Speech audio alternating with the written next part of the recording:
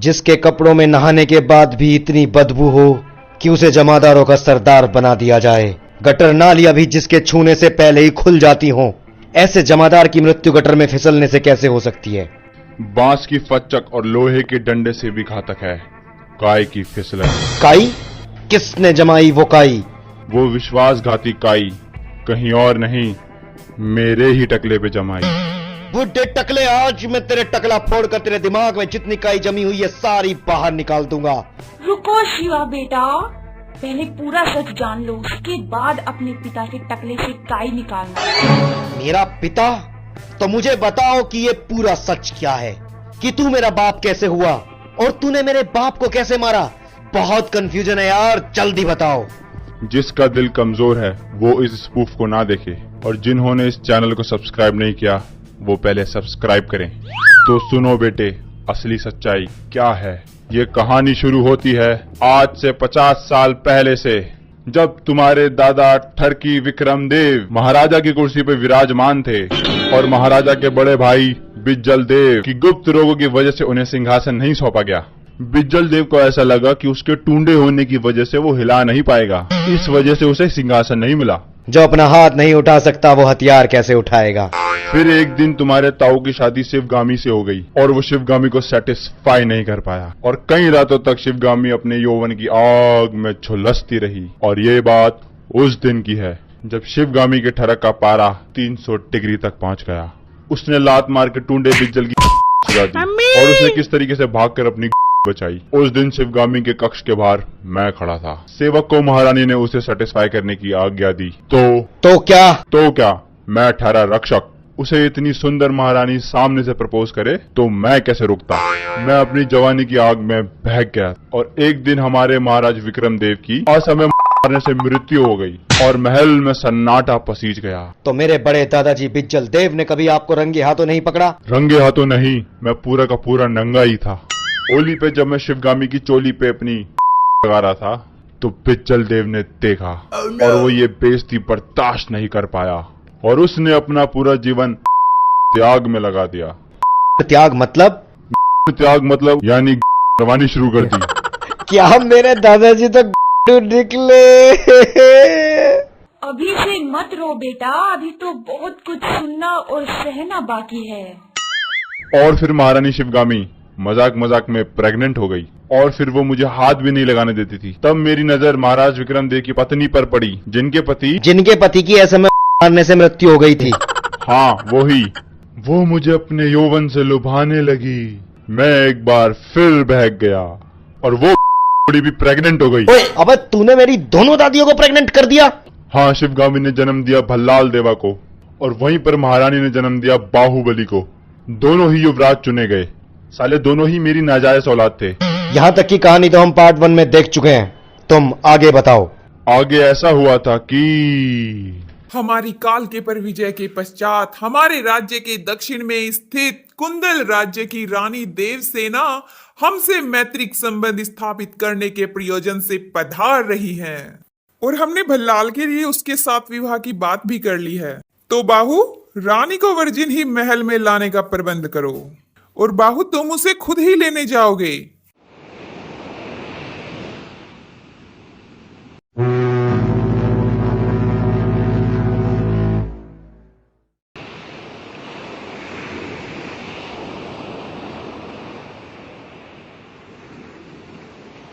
ए नौकर, चलो सामान उठाओ, नहीं तो युवराज से तुम्हारी शिकायत करके तुम्हें नौकरी से निकलवा दूंगी। जी रानी साहिबा, जैसी आपकी आज्ञा।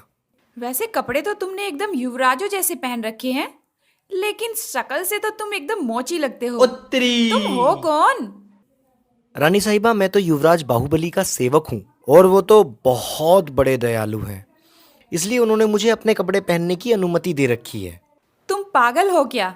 इन राजाओं युवराजों के स्किन डिसीज होते हैं, यानी चर्म रोग। वो तेरे भी हो जाएंगे, आइंदा उनके कपड़े मत पहनना। जी रानी साहिबा, जैसी आपकी आज्ञा।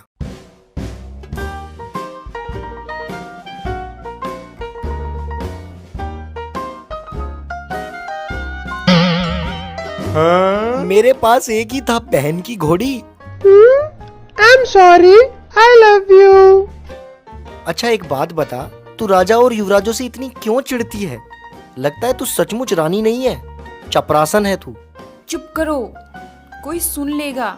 मैं तो सचमुच में चपरासन हूँ और रानी वो है जो मेरे पीछे है। उनकी सेटिंग नंदू पान वाले से चल रही है, इसलिए उन्होंने मुझे रानी की एक्टिंग करने को कहा। और अगर कहीं तुम्हारा राज खुल गया तो? कैसे खुलेगा राज? अभी देखते हैं। रानी साहिबा, आपको आने में कोई तकलीफ तो नहीं हुई? नहीं महारानी जी, मुझे कोई तकलीफ नहीं हुई। युवराज बाहुबली, हमने आपको जैसा कहा था आपने वैसा ही किया। उसके लिए हम रानी देवसेना को आपकी निगरानी में छोड़ते हैं। उन्हें कोई तकलीफ नहीं होनी चाहिए। और हम डिनर पर इनके पिताजी से लाइव चैट करके शादी के बारे में कुछ डिस्कशन करेंगे। अभी बाहुबली, तुम और भल्लाल दोनों रानी को पार्क में घुमा कर ले आओ। तुमने ये बात मुझसे क्यों छुपाई कि तुम ही युवराज हो और मैंने तुमको कितना बुरा भला कहा? कोई बात नहीं, वैसे भी तुम कौन सा जबान से कह रही थी, तुम तो दिल से कह रही थी ना, तो कोई बात नहीं। रानी साहिबा, क्या मैं आपकी प्यास बुझा सकता हूँ? अबे जा साले गे, तू मेरी प्यास क्या बुझाएगा? जाके पहले अपने बाप को बोल कि वो तेरे माँ की प्यास बुझाए। तेरी मुझसे शादी होने वाली है और तेरी इतनी जुर्रत कि तू मेरे और मेरे खानदान का मजाक उड़ाती है। बाहू, आज रात ये मुझे मेरे बिस्तर पे चाहिए।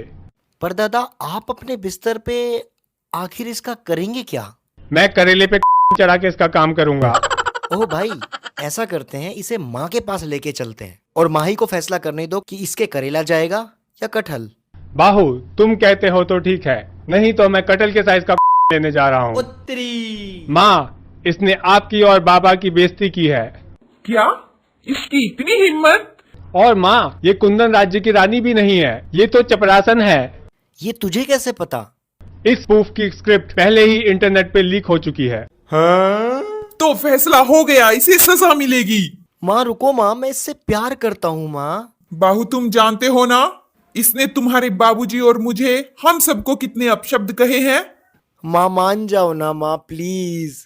बाहू, तुम होने वाले राजा हो और तुम एक चपरासन के लिए? थू है तुम पर। माँ, मैं इससे बहुत प्यार करता हूँ माँ। बाहू, तुम्हें इसकी चू के सामने हमारा मुंह भी नहीं दिखाई दे रहा है? तो ठीक है, तुम अगर इसे पसंद करते हो तो तुम्हें ये राज्य और अपना परिवार, ये ऐशो आराम सब छोड़कर इसे अपनाना होगा। क्या तुम तैयार हो? ठीक है माँ, मैं इसके साथ कहीं भी रहने के लिए तैयार हूँ। जिंदगी झंड बा, फिर भी घमंड बा। फटे तो फटे, पर रेपुटेशन ना घटे। मैं राजा बनने वाला था, अब यहाँ घास खोद रहा हूँ। मेरे से बड़ा कौन होगा? बाहू, बाहू कहाँ मर गया? हाँ आता हूँ जान। क्या हुआ? माँ, आज कैसे आना हुआ? मैं आपके लिए कुछ लाता हूँ, बताइए क्या लेंगे, चाय या कॉफी? कॉफी मशीन वाली कॉफी चलेगी। माँ, मशीन की कॉफी तो नहीं है। तुम दोनों को खत्म हो गया हो तो मुद्दे की बात पर आए। हाँ, क्यों नहीं। बाहू, कालके के बेटे ताल कटोरा ने माहेशमती पर आक्रमण की रणनीति बना रहा है और वो कभी भी हमला कर सकता है। तुम्हें तो पता है कि भल्लाल इस युद्ध को तुम्हारे बिना नहीं जीत सकता। माँ, 9 महीने हो गए हैं किसी से लड़े हुए। तलवार से सिर्फ पेड़ पौधे काटता हूँ, और यहाँ पर मेरी बीवी की रक्षा कौन करेगा? माँ, अभी मैं बाप बनने वाला हूँ। देवसेना के पास मैं रुकती हूँ, तू जा ताल कटोरा से युद्ध कर।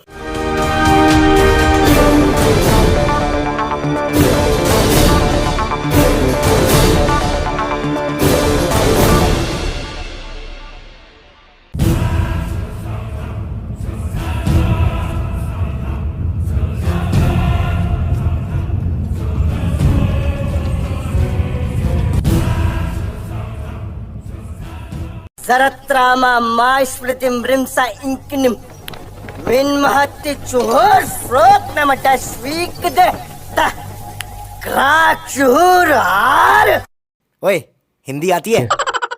nimda dozras tell me har tabush krak oikinim bomla mohino zuku lohakwe। ये इंग्लिश आती है? इंग्लिश? ओ ये इंग्लिश तो आती है। तो काले तेल से नहाते हो क्या? काम की बात करो। तुम अपनी सेना को लेकर वापस चले जाओ, नहीं तो जीत हमारी होगी और तुम मारे जाओगे। तुमको कैसे पता? इस प्रूफ की स्टोरी पहले ही इंटरनेट पर रिलीज हो चुकी है, इसलिए। तो ये कहाँ पर मरने वाला है? यहीं पर। तो अभी मार दूं क्या? थोड़ा तो सब्र कर। ए क्या बकवास कर रहे हो तुम? भूल गए हमने तुम्हारे सैनिकों को कैसे मारा था और मेरे बाप ने कैसे तुम्हारी माँ को प्रेग्नेंट करने की बात की थी?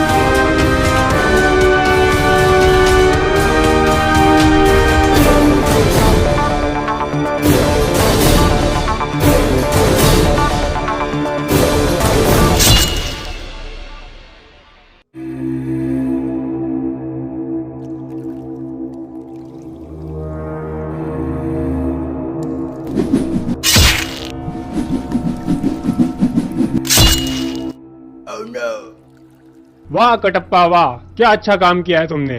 अब मैं जाके बाहु के बच्चे को खत्म कर देता हूँ और फिर मैं राजा बन जाऊंगा। चलो कटप्पा। राजा जी मेरे लूज मोशंस हो रहे हैं, आप चलो मैं आता हूँ। डार्लिंग शिवगामी, क्या हुआ जानू? हम युद्ध जीत गए हैं, बहुत अच्छे। पर एक बुरी खबर है। क्या? युद्ध में गूबली मारा गया। अब बल्लाल देव गूबली के बच्चे और देवसेना दोनों को कैद करने आ रहा है। क्या? मेरे होते हुए ऐसा कुछ नहीं हो सकता। ये हुआ था दरअसल।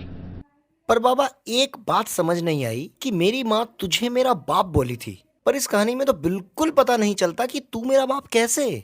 वो भल्लाल ने जब तुम्हारी माँ को कैद कर रखा था और जब दिन और रात के पहरेदारों के बीच में जो वक्त होता था वो हमारा एंजॉय टाइम होता था। वो जो तेरी माँ ने भल्लाल के लिए चिता सजा रखी है लकड़ियों की, दरअसल वो हमारा बेड था। तो तेरे हिसाब से मैं अपने बाप का भाई हुआ। भल्लाल देव को मार के अपने बाप की मौत का बदला लो। पर मेरे बाप को तो तूने मारा है, मैं तुझे मार दूंगा तो मेरा बदला पूरा। उसने तेरी माँ को बंदी बनाया था। पर मजे तो तूने ही लूटे थे। बेटा भल्लाल को मारकर बदला ले। ठीक है माँ।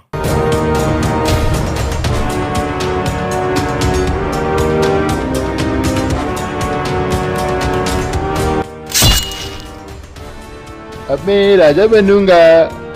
चुप बे। जब मुर्गा छाप पटाखों से फटती हो ना तो तोप की सलामी लिया करते। और हाँ आप लोग, आप ही लोगों को बोल रहा हूँ, अगर आप नए हैं ना तो प्लीज़ चैनल को सब्सक्राइब करो, लाइक करो और शेयर करो। आपकी गर्लफ्रेंड को शेयर करने के लिए नहीं बोल रहा हूँ, वीडियो को शेयर करने के लिए बोल रहा हूँ। तो धन्यवाद हमारी वीडियो को देखने के लिए। Thank you very much.